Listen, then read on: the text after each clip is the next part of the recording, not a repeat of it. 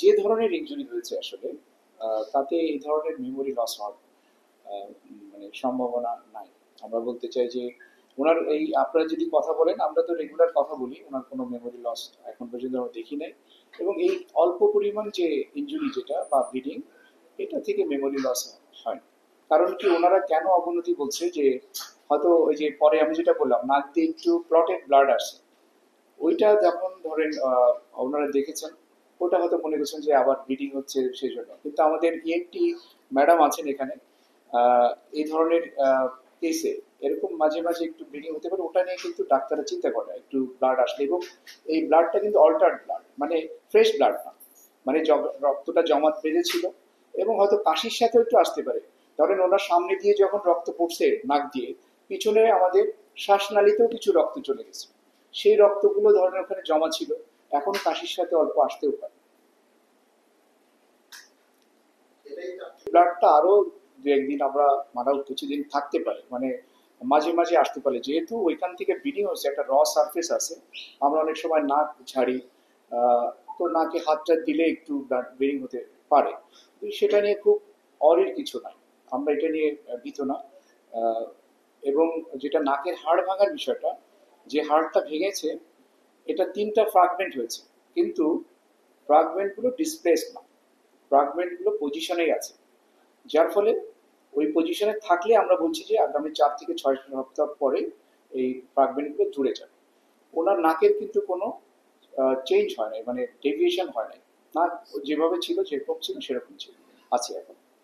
আর ওনার আরেকটা ফ্র্যাকচার ছিল ম্যাক্সিলা, এটা হচ্ছে ইনকমপ্লিট ফ্র্যাকচার। আমরা বলি যে ম্যাক্সিলার কমপ্লিট ফ্র্যাকচার না, একটা লিনিয়ার ফ্র্যাকচার, মানে এটাও কিন্তু ডিসপ্লেস না।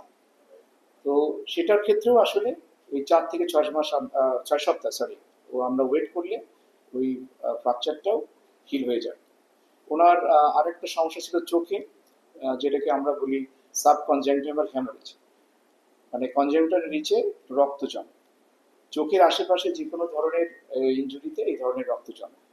তো আজকে আমরা একটু আগে আমাদের বোর্ডের সদস্যদের নিয়ে দেখে আসলাম, ওই ব্লাডটা পুরোপুরি মিলে গেছে, এখন আর ওই ব্লাডটা দেখা যাচ্ছে না এবং ওনার ভিশনও ভালো আছে।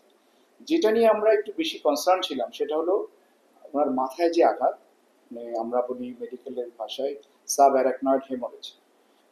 এইটা হেমোরেজটা ছিল খুবই মাইল্ড, অল্প, রক্তের পরিমাণটা ছিল খুবই অল্প। আমরা পরের দিন উনি আইসিইউতে থাকতেই যখন আমরা আরেকটা সিটি স্ক্যান করেছি, তখন আমরা দেখেছি যে এই ব্লাডটা অ্যাবজর্ব হয়ে গেছে, যে অল্প পরিমাণ রক্ত ছিল সেটা অ্যাবজর্ব হয়ে গেছে। তো এখন মোটামুটি আমি যেটা বললাম, উনি স্টেবল আছেন এবং গ্রাজুয়ালি ওনার উন্নতি হচ্ছে। তবে আজকে আমি গতকাল পর্যন্ত যেটা দেখে আসছি, আজকে একটা জিনিস যোগ হয়েছে, সেটা হচ্ছে একটু ওনার ঠান্ডা লেগেছে, নাকটা বন্ধ, মানে ঠান্ডা লাগলে যেরকম হয় নাকে বা বন্ধ, নাক বন্ধ হয়ে যায়। আর একটু জ্বর, আমরা দেখলাম যে 100-র মতো ওনার জ্বর এসেছে। এটা কিন্তু গত রাত থেকে, মানে গতকাল পর্যন্ত উনি মানে ফ্রি ছিলেন, জ্বর ছিল না। তো আমরা আমাদের মেডিসিনের যিনি বিভাগীয় প্রধান, ওনাকে ডেকেছিলাম, উনি অলরেডি দেখে গেছেন এবং ওনাকে উনি সাসপেক্ট করছেন যদি এটা ভাইরাল ফিভার হতে পারে, অথবা যদি এখন ডেঙ্গু সিজন আপনারা জানেন, ডেঙ্গু চিকেনগুনিয়াও সম্ভাবনা থাকতে পারে। তো এটা এক্সক্লুড করার জন্য উনি টেস্ট লিখে দিয়েছেন, আমরা এই টেস্টটা করাবো আজকে, তাহলে আমরা জানতে পারবো যে আসলে এই জ্বরটার কারণ। এটাই হচ্ছে ওনার সর্বশেষ শারীরিক অবস্থা।